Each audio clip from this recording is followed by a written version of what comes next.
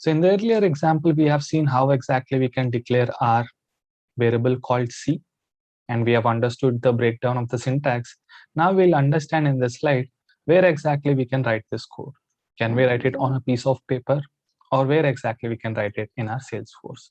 In order to start off with, we'll be knowing this execute anonymous window, in which you can write your code and get it executed. So in order to give you a kind of a glimpse of how exactly a execute anonymous window would look like, this is how it would look like. So this is a place or an area where in which you can write the code and execute your piece of code that you have written and see those results accordingly. So if you ask me, like, can you give me an analogy of what exactly this anonymous window is? For now, we can think of this execute anonymous window as a net practice wherein which you can practice things. So we'll be using this anonymous window to get started, to write our first piece of code and basically execute it and see the results there. How can you open this anonymous window? Go to setup, from there open the developer console, and once you are on the developer console, we'll click on the debug and then open the execute anonymous window. Here are the few shortcuts in case if you are a person who enjoys shortcuts. Once you open the developer console, you can click on Ctrl E from Windows or Command E for Mac. So this way you can open your anonymous window.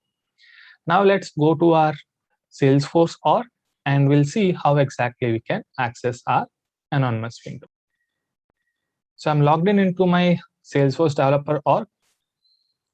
So if you're on Lightning, this is the place where you can access your setup. Click on the setup icon and then you can access your developer console. Click on that link. So once you're on the developer console, this is how it looks like.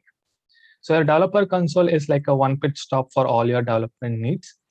So once you're on the developer console, click on the debug in the menu bar, and the first option that you would get is open execute anonymous window. So this is the window that we are talking about previously in our slide. So you can access it using Ctrl E if you're on Windows. You can use Command E if you're using Mac. Once you click on open execute anonymous window, this section or this pop-up comes up in which you would be given an option to write your code. So this is a place where we would start practicing our Apex concepts. Once done, we'll understand where can we save our code. Let's write down the code that we have learned so far, the data type which is integer and the variable name C. While naming your variable names, make sure that you are kind of giving a name which is meaningful so that we do not have to confuse what exactly the C is. So for our understanding, what I'll be doing is instead of naming it as C, I'll be naming it as count. Right? You can be specific what exactly this count is all about. For time being, since we do not have a specific requirement as such, I'm naming it as count. Be as specific as possible while giving your variable name so that we do not have to confuse later point of time while you are writing a bigger code. So data type, variable name, assignment operator, and a value, I'm keeping it as 0 as of now, and an end of the statement which is semicolon. We have written a code where in which we have asking the system to create a variable called count, and the data type is integer and the value that is going inside is 0. So how can we execute this code? So here are the options that you have. One is execute, another one is execute highlighted. What is the difference between these two things? Execute basically helps us execute the entire code that is there in this anonymous window. If you click on execute, number of valid Apex lines that are mentioned here, all those lines would be executed if you click on execute. When it comes to execute highlighted, it basically helps us specify what all lines that we want the system to execute. So let's say if I have 10 lines here and I want only the first 2 lines to be executed, then what I can do, instead of going ahead and clicking on execute, I can make use of the select option. I'm making use of my mouse left pointer and the drag option to select those lines. So I'll be selecting those 2 lines, right? So as of now, we do not have those lines, but you can select those 2 lines and click on execute highlighted. So that way the system would only execute those 2 lines and it would ignore the rest. So execute highlighted basically means it would only execute those lines which are highlighted. So how would you highlight? Make use of your mouse pointer, left click button and the drag option. Right, so this is how you can kind of understand which one to pick up. So as of now, I have a single line of code. Clicking either of these buttons doesn't matter much because we do not have any other lines apart from this single line that we have written. So I'll be making use of this execute button here. And before I click on execute, I'll be checking this checkbox called open log. So we'll see what exactly this open log will do. For time being, I'm checking this checkbox and I'll click on execute here. As soon as I do that, there are a couple of things that are happening. So if you see here, there is a row that is present under logs tab. I see the tab that has been opened up here with name log execute anonymous. Let's see what exactly this has to offer to us. So the one that we are currently looking at is called debug log. So you can find the debug logs under your logs tab if you are executing it from your anonymous window. Now, what exactly is this debug log? So let's go back to our PPT and understand what exactly it is, and then we'll come back and understand what it exactly has to offer to us. A debug log can record the database operation, system operations, and errors that occur when executing a transaction. So when you're clicking on execute, there is a transaction that is being initiated. This debug log is a process of capturing all the things that are happening within the transaction. If you ask me, is there any analogy that you can give me? You can kind of relate it with the bank statement, right? So what exactly a bank statement would do? If you give a date time range, it will give you what all things that are happened within that account. So it would say what is the opening balance and what are the transactions that you have done. All the things would be recorded there. You can kind of relate that same thing with your debug log. So when a transaction is started, a debug log would capture all the things that are happening within the transaction. If there are any kind of an errors or anything, that has been recorded in your debug log. In short, your debug log in short basically gives you an understanding of what is happening within your transaction. What is a transaction? We'll get to know more about this one. For time being, you can think of that as a operation that would happen as soon as you click on this execute button till the time completes the entire execution. So it will give you all the list of details that are happening within the transaction. So this is how your debug log looks like. So this is pretty much the same thing that we have looked at previously in our developer console. Let's go back to the developer console and see what exactly we can read from our debug log. So like I've said, debug log basically gives us the understanding of what exactly is happening in our transaction. So let's read the debug log and understand what exactly it has to offer for the single line of code that we have written. So if you see here, in the first line, it mentions the username who is executing this transaction, right? The user information. There is an event column, and also mentions at what time this transaction has started, right? So it mentioned the user information. In the user information section, we'll get to know the user who has initiated this transaction. You'll also get to know the time zone, right? So if you look at this events closely, there is an execution that has started and the code unit has started. And where did we run this code from? We are running this code from the execute anonymous window. So that is what is mentioned here. If you remember the code that we have written, we have mentioned the variable name as count. So it is of type integer. There is some heap allocation that has been done, which is nothing but system is kind of allocating the memory block for us so that it can accommodate an integer value that is coming in.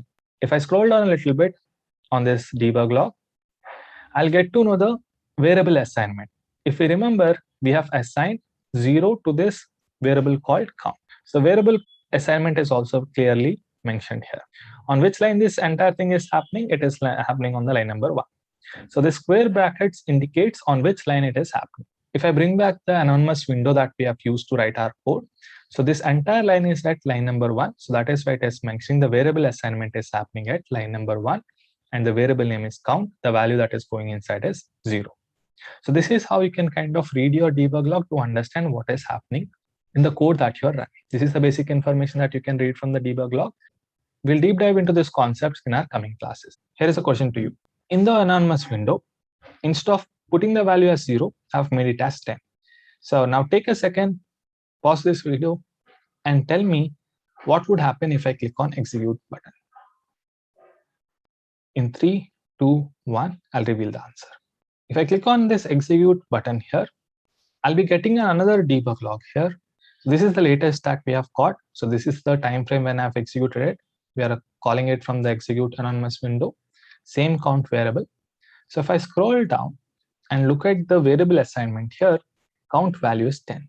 So this is the first execution debug log, and this is the second execution debug log. In the first debug log, our count value was 0. In the second execution, I've made a change. My count value is 10. From this exercise, we can say that we can use this count as a variable to hold on to a value, which is of type integer. Every time when you run this code, it would basically initialize those values depending on the code that you have written.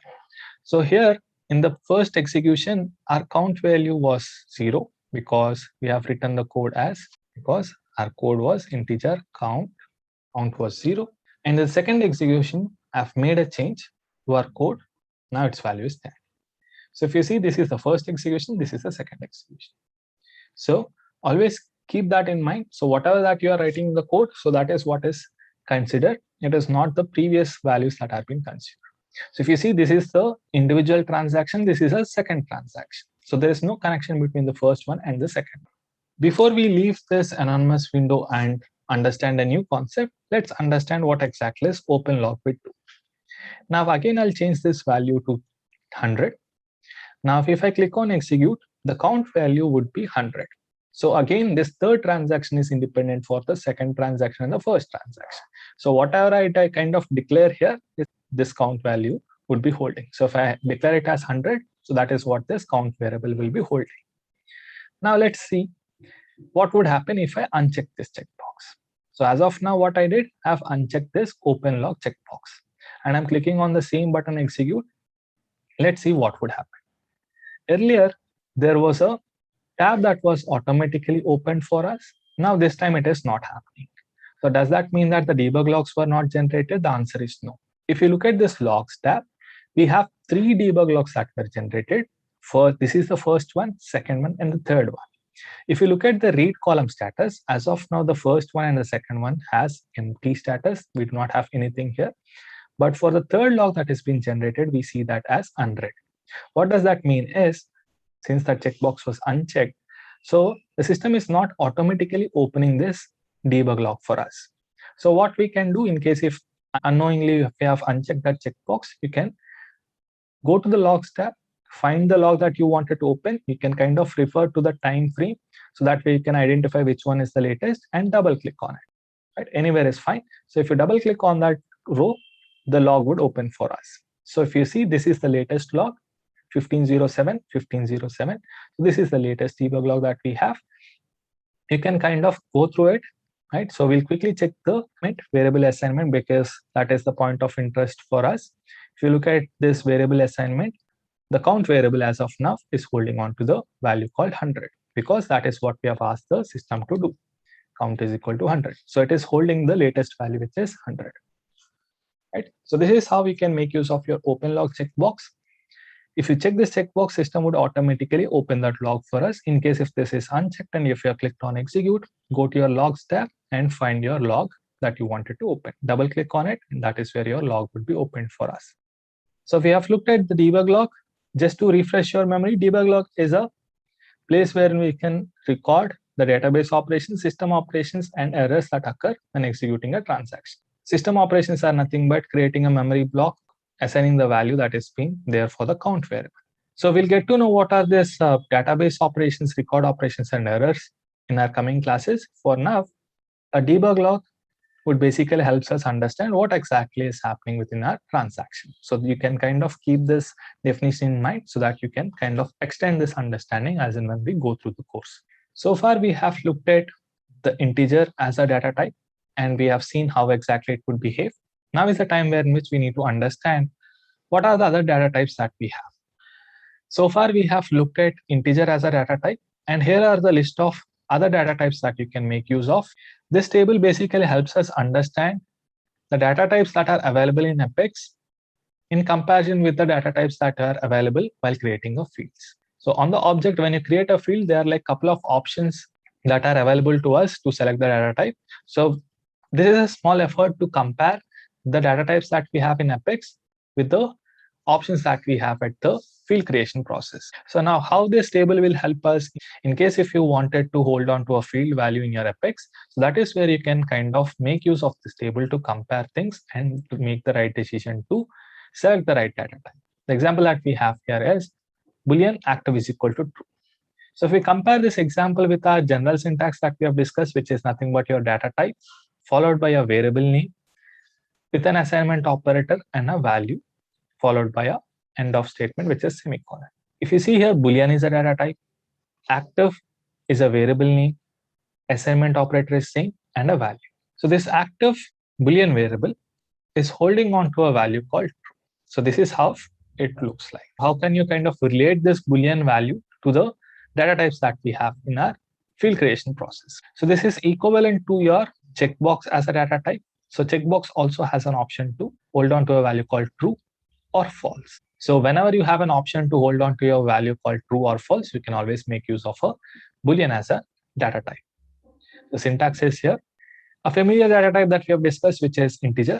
Integer is basically used for numbers, and that too without decimals. So we would use your integer as a data type whenever you have to hold on to a value called a number. So that too without decimals. So that is something that you need to keep in mind. So the example syntax that we have already discussed, which is integer, variable name, assignment operator, value, and an end of statement. So this would look like this, count and a value. Right? So this is ideally, or this is kind of similar to the number as a data type that we have in our field creation process. The next data type that we have is a kind of similar to what we have discussed now, which is nothing but an integer. The difference between an integer and long is it is pretty much used for a larger numbers. In case if your number is larger, that is where you will go with your long as a data type. Now you might wonder why there are like two data types which are kind of supporting the same thing. So remember the example that we have discussed. If you have to transfer a 500 ml liquid into a 300 ml container, so what would happen? The difference of a liquid is something that you would overflow if you are kind of pouring the entire liquid into this 300 ml. This 200 ml would be something that would be spilled off.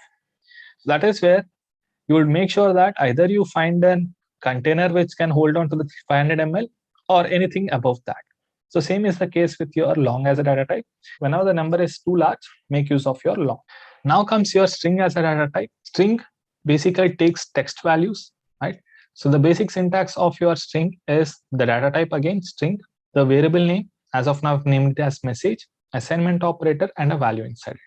So how would you declare a string in your Apex? By putting single quotes. Anything that you write inside the single quotes would become as a string. So I've used an semicolon at the end to mention that it's an end of statement. So what all kind of a field information that a string can hold on to? It can hold on to a larger set of information, which is email as a field type, text area, phone number, and a URL. So these are some of the data types this string as a data type can hold on. The next data type that we have is date. So this date data type is basically helpful for us to indicate a particular date. So it will hold on to a particular date that we ask the system to hold on to.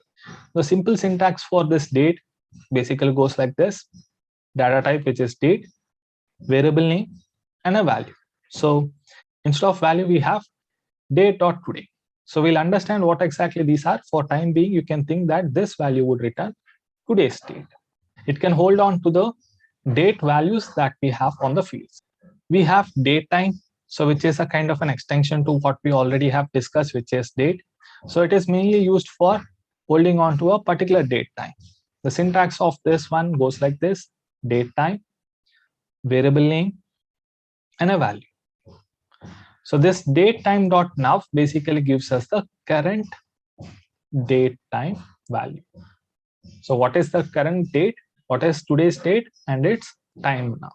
So this data type is used when, in case if you want to hold on to a date time value that is there on a field. We have a time data type. So this one is pretty much similar to what we have, this 3 section. So this is used for holding on to a particular time. So again, data type, variable name, and a value. So the value that we have here is, it is giving us the time at the current moment. So if you remember, date time dot now gives us the date plus time. So dot time will give us only the time part. So again, this data type is mainly used for holding on to a time values that you have. Now comes the part where in which we are dealing with decimals. So if you remember here, integer and long are basically used for numbers that doesn't have any decimals. In case if you have to save a decimal, that is where you will go with your decimal or a double as a data type. So if you see, decimal is used for numbers with decimals. Example is data type, variable name, and a value. If you see here, we are not dealing with just numbers, we are also dealing with decimals here, right? So decimal weight is equal to 22.2 is a value that we wanted to save. So this is ideally used for holding a field values like currency and percentages, where the decimal value is also important. In case if you have a larger decimals, that is where you will go with double, right? Anything that you have with number as a decimals, you will go with double. Last but not the least, we have ID. ID is nothing but the Salesforce ID that we have. You would use this ID in case if you want to hold on to a record ID. So this ID is nothing but a Salesforce unique identifier. You can use the same syntax, data type, variable name, and a value. So make sure that your ID is enclosed in a single quotes and a semicolon. So when would you use this ID values? When you are dealing with a lookup or a master detail information. So that is where you have to use this ID to hold on to that field information. So this is the comparison between the data types that we have in Apex and the way that we use to hold on to the record information that we have. Let's go back to our anonymous window and get our hands-on experience on how to declare them. So I'll start with Boolean. Boolean active is equals, it takes either true or false value. So I've mentioned it as true. The next data type that we have is integer. Integer count is equals 100. Next we have long. In case if you want to hold on to a larger value, you can use long as a data type. So I'll use long number as my variable name and a value. We have the string as a data type. Message is my variable name, and I'm assigning a text to it. Hello. I'm done with the string. The next thing that we have is date. So I'll go with date. Date today is equals date dot today. Next we have date time. Date time current date time is equals date dot now. If you see this pattern here, I'm using a specific pattern. I'm using a specific pattern here and here. So what is that? I'm using a camel casing. So what does this camel casing will do? So this will make sure that it differentiates the multiple words that I have. If you see here, current is one word, date is one word, date time is one word. In order for the people to read this variable name clearly, it is always a good practice to make use of your camel case. So what does this camel case formatting is? The first letter would be small. Any words that you have to merge it with the current name, you have to keep it as capital. You cannot go ahead and write current space date space time. So this is not accepted. That would give you a error, syntactical errors. So make sure that you're following the camel case. Camel case is nothing but keep your first letter small, and any word that follows it, make sure that you are keeping it capital. So that way it would be easier for the people to identify where is the end of the first word and where is the start of the next word. So if I keep it as spaces, this is something that is not accepted. Make sure that variable name is intact without any spaces. And in order for the people to read it properly, make use of your camel casing. So the next we have is time. Current time is equals date dot now dot I need time. We have decimal. I'll just put it as percentage. Percent is equals. Then we have double, pi value, which is kind of large. So I'll give the basic information, which is 3.14, etc., etc. As of now, I'm keeping it as it is. Next, we have ID, Salesforce ID, followed by variable name. If I wanted to hold on to an account record ID, so I'll make sure that I mention that. So I'll paste the account ID. So it's an 18-digit number. So I'll go ahead and get some account ID here. I'll copy it and go back to our developer console, paste that value in between this single quotes. So this is how you can kind of make use of your data types. So if you see here, every kind of a data that is coming in, we have a specific data type that we are using, right? So in case if you want to run only the first two lines, you can kind of use the execute highlighted option that we have discussed, right? So you can select these two lines. In case if you do not want to open your logs from the logs tab, check this checkbox and click on execute highlighted. If I do so, only these two lines would be executed, rest all lines would not be executed. So if I click on execute highlighted, a log would be generated because we have checked that checkbox. And if you see here, again, the variable assignments and the variable scope, we have Boolean and only integer. Two things, the name of the Boolean variable is active, the name of the integer is count. So we do not have the other variables. The reason being we have not executed them. So if you see here variable assignment on line number 1, we have active variable. The value that is assigned to it is true. And if you see the other variable assignment, which is count on line number 2, the square brackets basically indicates on which line it has been executed. On line number 2, we have integer, the count, the variable is count, and the value that we are assigning is 100. So that way you can kind of make use of your execute highlighted and execute. So just to see if all the variables that we have declared here is working fine. So I'll be selecting all these values, or you can simply make use of this execute button. So if you click on execute button, any kind of errors that you get, system would basically give you those errors. So if you see here, I was not mentioning it as date time earlier. So if I remove them again and if I click on execute, so that is where you'll get an error. So how to read from this error and correct your values? If you see here, this error says execute anonymous window error, line number 6, column number 33. Method does not exist or incorrect signature void now.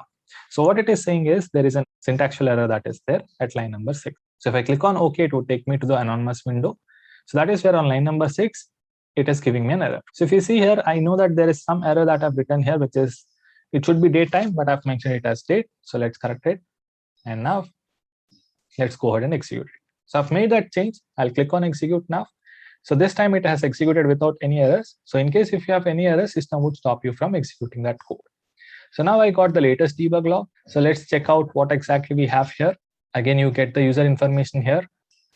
And if I look at the variable scope, so if you see here, we have Boolean, which is going by the name active, count, which is an integer, current date time, long number, message, percentage, pi value, today, right? So you get all the data types that we have mentioned with the variable names, right? So if I scroll down a little bit, you'll get to know the variable assignment that is happening, active, count, long number, message, today.